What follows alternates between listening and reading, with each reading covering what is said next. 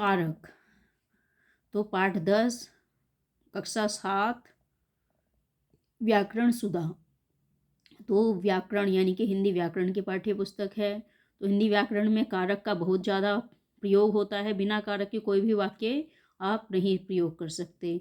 तो कारक क्या होता है पहले तो यही जानते हैं। तो क्या कारक जो है व्याकरण की वह कड़ी है जिसके माध्यम से वाक्य में प्रयुक्त संज्ञा या सर्वनाम का वाक्यों में क्रिया के साथ संबंध जुड़ता है। तो यदि क्रिया के साथ संबंध स्थापित किया जाता है संज्ञा या सर्वनाम का, तो किसके माध्यम से होगा? वो होगा कारक के माध्यम से। तो आप कोई भी मतलब कुछ भी पढ़ते हैं तो उसमें कारक का प्रयोग आपको करना ही पड़ेगा। जैसे नेहा ने कमीज सिली, तो क्रिया के साथ कर्ता का संबंध किसने जोड़ा है? कारक ने। तो यहाँ पे नेहा क्या है? नेहा कार्य कर रही है और कमीज सिली है, तो ने है यहाँ पर। तो ने क्या है? ने है हमारा कारक। तो समझ में आया आपको कारक क्या होता है? तो चलिए अब ये देखते हैं कि इसको किस प्रकार से हम परिभाषित करते हैं। संज्ञा या सर्वनाम के जिस रूप से उसका संबंध क्रिया या वाक्य या अन्य शब्दों के साथ पता चलता है उसे हम क्या कहते हैं? उसे कहते हैं हम कारक। तो समझ में आया कारक क्या होता है? तो कारक जो है एक ऐसा बांध है जो कि क्रिया के साथ संज्ञा या सर्वनाम का संबंध स्थापित करता है। तो प्रत्येक कारक का एक चिन्ह होता है जिसे विभक्ति या परसर्ग कहते हैं। तो कहीं कहीं यह विभक्ति छिपी हुई होती है जो कि हमें दिखाई नहीं देती। तो चलिए देखते हैं कारक के कितने भेद होते हैं। तो यहाँ देखिए कारक के कितने भेद हैं। तो हिंदी भाषा में कारक के कुल 8 भेद होते हैं। पहला कौन सा है? कर्ता कारक, कर्म कारक, करण कारक, संप्रदान कारक, अपादान कारक, संबंध कारक, अधिकरण कारक और संबोधन कारक। तो ये क्या हैं? ये हैं कारक के भेद जो कि 8 भेद होते हैं। तो चलिए अब इनके बारे में जानेंगे। तो सबसे पहले आता है कर्ता कारक। तो कर्ता अर्थात काम करने वाला, यानी कि जो भी कार्य करता है वो क्या होता है? वो कर्ता होता है। तो शब्द के जिस रूप से क्रिया के करने वाले अर्थात कर्ता का बोध होता है उसे हम क्या कहते हैं? उसे कर्ता कारक कहते हैं। तो कर्ता कारक की विभक्ति क्या होती है? ने। तो कर्ता कारक की विभक्ति ने है। कभी कभी कर्ता कारक के साथ ने विभक्ति का प्रयोग नहीं होता है। तो कर्ता कारक के उदाहरण देखिए क्या हैं। तो माणिक ने अपना काम समाप्त कर लिया, दीपक ने पुस्तकें वापस कर दी, भैया मैच जीत गया। तो यहाँ पे क्या है? यहाँ पे विभक्ति विलुप्त है।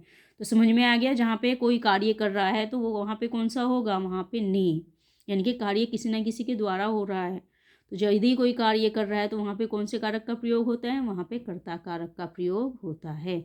अब देखिए दूसरा है कर्म कारक। तो शब्द के जिस रूप से संज्ञा सर्वनाम पर क्रिया का फल पड़ता है उसे हम क्या कहते हैं? उसे कहते हैं कर्म कारक। यानी कि जिस पर फल पड़ रहा है, यानी कि जिसके साथ हम क्रिया कर रहे हैं, तो वहाँ पे कौन सा कारक हो जाएगा? वहाँ पर हो जाएगा कर्म कारक। तो कर्म कारक के कुछ उदाहरण हैं। कृष्ण ने अर्जुन को उपदेश दिया, हम मैच देख रहे हैं, मम्मी बच्चों को दूध दे रही है। तो यहाँ पे क्या है? को। तो किसी पर क्रिया का फल पड़ रहा है, तो जब फल पड़ता है तो वहाँ पे कौन सा कारक हो जाएगा? वहाँ पर हो जाएगा हमारा कर्म कारक।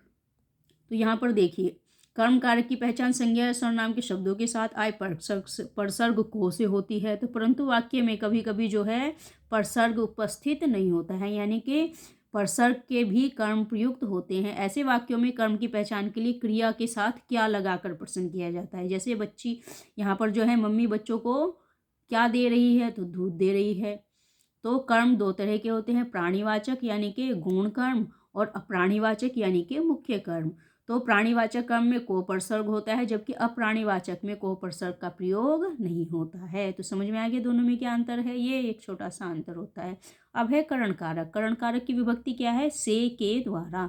तो कर्ता जिस साधन के माध्यम से कार्य करता है उस साधन के या माध्यम को करण कारक कहते हैं, यानी कि जिसके माध्यम से हम क्रिया कर रहे हैं तो उसको कहते हैं करण कारक। जैसे कि राधा ने फूलों से रंगोली बनाई, तो रंगोली किससे बनाई है? तो फूलों से बनाई है। दर्जी ने कपड़े से थैला बनाया, तो थैला किससे बनाया है? कपड़े से बनाया है। आदित्य गेंद से खेल रहा है, तो किससे खेल रहा है? गेंद से खेल रहा है। तो यहाँ पे किसी के माध्यम से या के द्वारा कार्य किया जाता है, तो वहाँ पे कौन सा कारक हो जाएगा? वहाँ पर हो जाएगा हमारा करण कारक। अब देखिए इसके परसर्ग से तथा के द्वारा है, तो इसके परसर्ग क्या है? से और के द्वारा। करण कारक की पहचान के लिए वाक्य में प्रयुक्त क्रिया शब्दों के साथ किससे या किसके द्वारा शब्द लगाकर प्रश्न किया जाता है। इन प्रश्नों के जो उत्तर होते हैं वे करण कारक के उत्तर होते हैं। तो समझ में आया करण कारक। जहाँ पर ये आपको पता चले के द्वारा और से, तो वहाँ पे कौन सा कारक होगा? वहाँ पे होगा हमारा करण कारक। अब है संप्रदान कारक। तो संप्रदान कारक क्या होता है, इसकी विभक्ति होती है के लिए या को।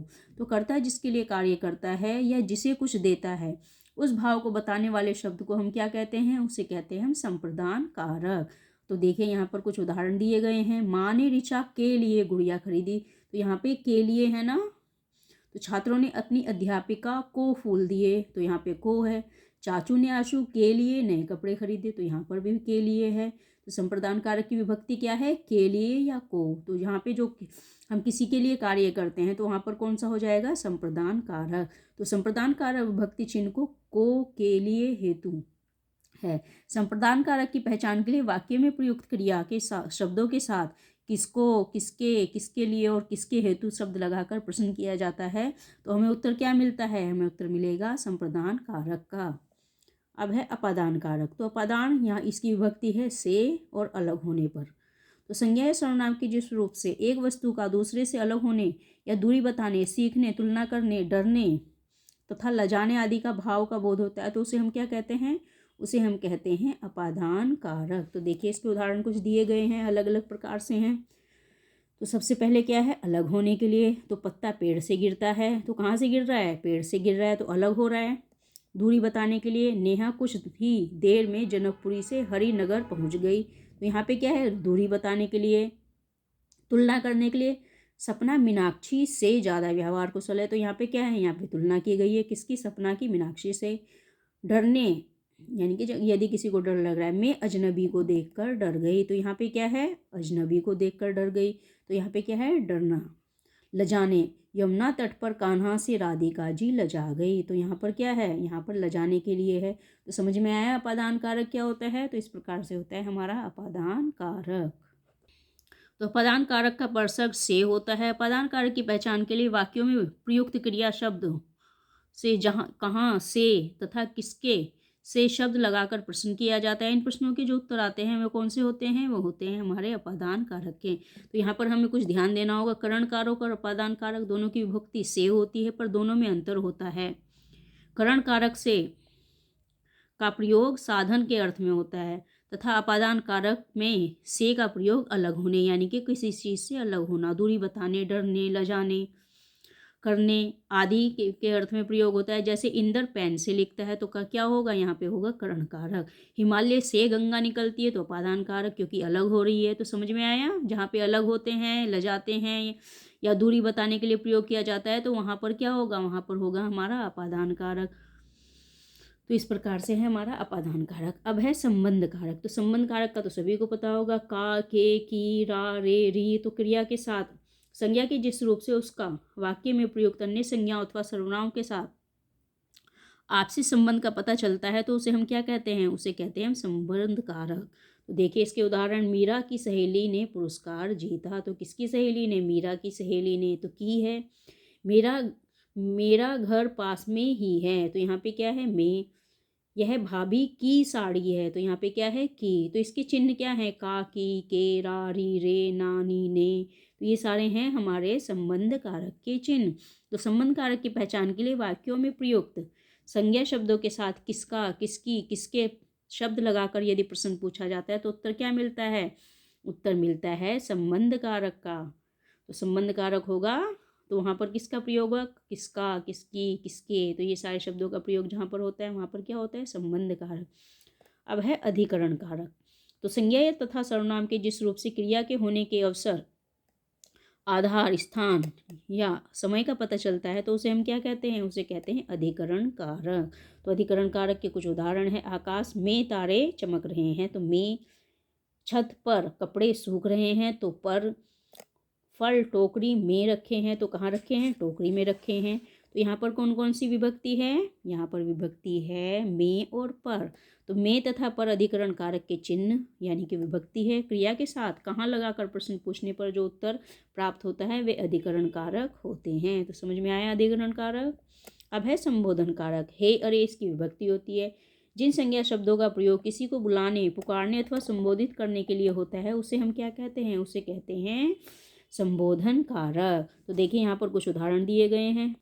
तो संबोधन कारक के कुछ उदाहरण, अरे नेहा तुमने क्या किया, ए भाई जरा रास्ता तो बताना, बच्चों पंक्ति बनाकर चलो। तो इसकी विभक्ति क्या है? हे, अरे। तो आदि संबोधन कारक के परसर्ग हैं। ये वाक्य में संज्ञा शब्दों के साथ शब्दों के सबसे पहले प्रयोग किए जाते हैं। कारक के साथ सदैव विस्मयादि बोधक का प्रयोग किया जाता है, यानी कि विस्मयवाचक चिन्ह का प्रयोग इसमें होता है। तो संबोधन कारक का संबंध वाक्य की क्रिया से नहीं होता। तो देखें यहाँ पर विशेष क्या है, इस कारक में संबोधन करने के लिए जब बहुवचन जैसे शब्दों भाइयों, बहनों, श्रोताओं और बच्चों का प्रयोग किया जाता है तो उसमें अनुस्वार नहीं लगाया जाता। तो समझ में आया बच्चों आपको? ये होते हैं हमारे कारक। तो कारक कितने हैं हमारे? 8 हैं। तो चलिए इस पाठ से हमने क्या क्या सीखा। तो वाक्य में प्रयुक्त संज्ञा तथा सर्वनाम के जिस रूप से उसका संबंध क्रिया से जाना जाता है उसे हम क्या कहते हैं? उसे कहते हैं कारक। कारक के कितने भेद होते हैं? तो कारक के 8 भेद होते हैं। कर्ता, कर्म, करण, संप्रदान, अपादान, संबंध, अधिकरण और संबोधन। प्रत्येक कारक की क्या होती है? कोई ना कोई विभक्ति होती है या परसर्ग होता है। तो इस प्रकार से हमारा क्या होता है? इस प्रकार से हमारा होता है कारक। तो बच्चों आशा करती हूँ ये पाठ आपको अच्छे से समझ में आ गया होगा। यदि समझ में आए तो मेरे चैनल को सब्सक्राइब करें, लाइक और शेयर करें ताकि लगातार आपको ऐसे ही पाठ और प्राप्त होते रहें।